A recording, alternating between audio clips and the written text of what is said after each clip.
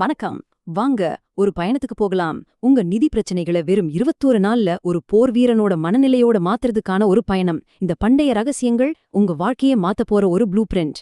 யோசிச்சு பாருங்க, 2000 வருஷத்துக்கு முன்னாடியே திருவள்ளுவர் என்ன சொல்லியிருக்காருன்னு. பொருள் இல்லாதாருக்கு இவ்வுலகம் இல்லை. சிம்பிளா சொன்னா, பணம் இல்லனா இந்த உலகத்துல நமக்கு மரியாதையே இல்லைன்னு அர்த்தம். இந்த வார்த்தை இன்னைக்கும் நம்ம மனசுல ஒரு முள் மாதிரி குத்துது இல்லையா? ஏன்னா நம்ம எல்லாருமே இதை அனுபவிச்சிருப்போம்.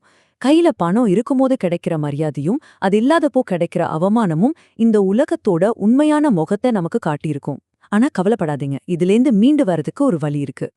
சரி, நம்ம பயணத்தோட முதல் கட்டத்துக்குள்ள போலாம். அதுதான் பேசப்படாத உண்மை. முதல்ல பணம் இல்லாதவங்கள இந்த உலகம் எப்படி பாக்குதுங்கிற அந்த கசப்பான உண்மைய நேருக்கு நேரா சந்திக்கணும். இங்கதான் ஒரு முக்கியமான விஷயத்த நாம புரிஞ்சுக்கணும். நமக்கு ஏற்படுற அவமானம் அது நம்மள முடக்கி போடக்கூடாது. அது தற்காலிகம்தான். ஆனா அந்த வலிய எப்படி நம்ம வளர்ச்சிக்கான ஒரு எரிபொருளா, ஒரு ஃபியூவலா மாத்துறது, அதுதான் இங்க மேட்ரு. ஓகே, அடுத்த 21 நாளைக்கு இந்த 3 ஸ்டெப்ஸையும் ஒரு மந்திர மாதிரி ஃபாலோ பண்ணுங்க. உங்களை அவமானப்படுத்தினவங்கள பத்தி யோசிக்கிறத விட்டுட்டு உங்க திறமைய வளர்க்கறதுல மட்டும் உங்க முழு கவனத்தையும் போடுங்க. யாராவது உங்களை கிண்டல் பண்ணாங்களா, அந்த கோவத்தை ஒரு புது ஸ்கில் கத்துக்க பயன்படுத்துங்க. இப்ப நாம 2வது பகுதிக்குள்ள நுழையிறோம். இன்றைய காலகட்டத்திற்கான பண்டைய ஞானம். இந்த பயணத்துல நமக்கு வழிகாட்ட போறது யாரு தெரியுமா? பெரிய பெரிய மன்னர்களுக்கெல்லாம் வழிகாட்டிய திருவள்ளுவர் தான். அவரோட ஞானம் இன்னைக்கும் நமக்கு வெளிச்சம் காட்டும். நல்லா புரிஞ்சுக்கோங்க, திருக்குறளுங்கிறது வெறும் தத்துவ புத்தகம் கிடையாது.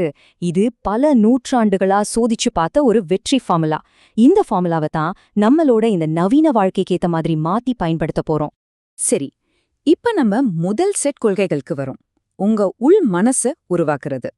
ஒன்னு ஞாபகம் வச்சுக்கோங்க, வெளியில நீங்க அடையிற ஒவ்வொரு வெற்றியும் உங்க மனசோட வலிமையில இருந்து தான் தொடங்குது.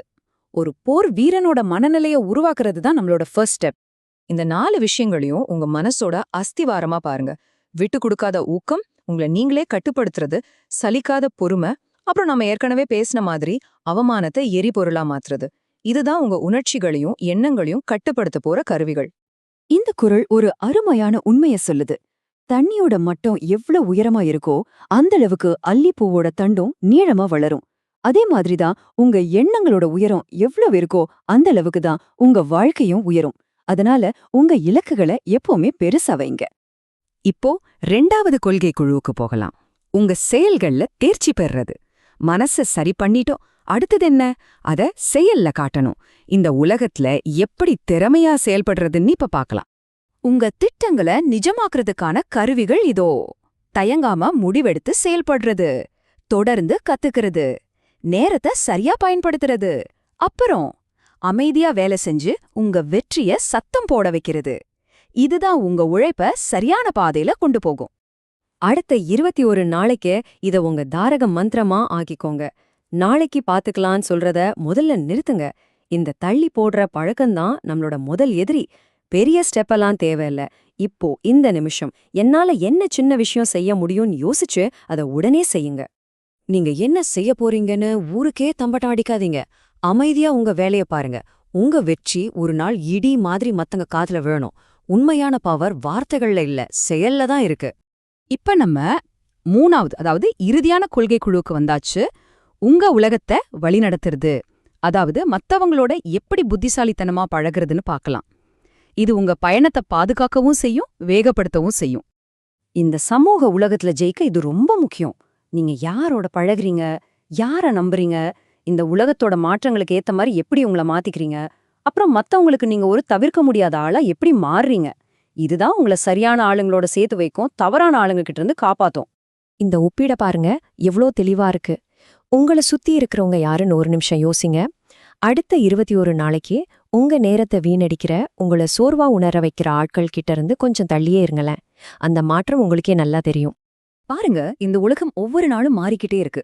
இந்த மாற்றத்துக்கு ஏத்த மாதிரி நம்மள நாம மாத்திக்கலன்னா எவ்வளவு படிச்சிருந்தாலும் பிரயோஜனம் இல்ல. அது ஒரு புது சாஃப்ட்வேர் கத்துக்கிறதா இருக்கலாம், இல்ல ஒரு புது மார்க்கெட் ட்ரெண்ட் புரிஞ்சுக்கிறதா இருக்கலாம். உங்களை நீங்களே அப்டேட் பண்ணிக்கிட்டே இருக்கிறது தான் புத்திசாலித்தனம். நம்ம இப்போ இறுதி கட்டத்துக்கு வந்துட்டோம். உங்க 21 நாள் ஒரு மாற்றம். இதுவரைக்கும் நாம பார்த்ததெல்லாம் வெறும் அட்வைஸ் கிடையாது. இது உடனடியா நீங்க செயல்ல இறங்குறதுக்கான ஒரு திட்டம். இப்போதான் உண்மையான சவாலே ஆரம்பிக்குது. இந்த நம்பரை பாருங்க, 21. ஒரு புது பழக்கத்தை உருவாக்கவும் ஒரு புது மனநிலைய கட்டமைக்கவும் இந்த 21 நாட்கள் போதும். இது ஒரு சவால், நீங்க ஏத்துக்க தயாரா? இந்த 12 கொள்கைகளையும் வெறும் தகவலா காதுல வாங்கிட்டு விட்டுடாதீங்க. அடுத்த 21 நாளைக்கு நீங்க கடுமையா பின்பற்ற வேண்டிய ஒரு பயிற்சி இது. உங்க எண்ணத்துல, செயல்ல, பேச்சுல ஒரு பெரிய மாற்றம் வர்றத நீங்களே உணர்வீங்க. நல்லா கேட்டுக்கோங்க, உங்க பயணம் இப்போ தொடங்குது. உங்கள கேலி செஞ்சவங்க, உங்கள ஒரு பொருட்டா மதிக்காதவங்க எல்லாம் உங்கள ஆச்சரியமா பாக்குற நாள் ரொம்ப தூரத்துல இல்ல.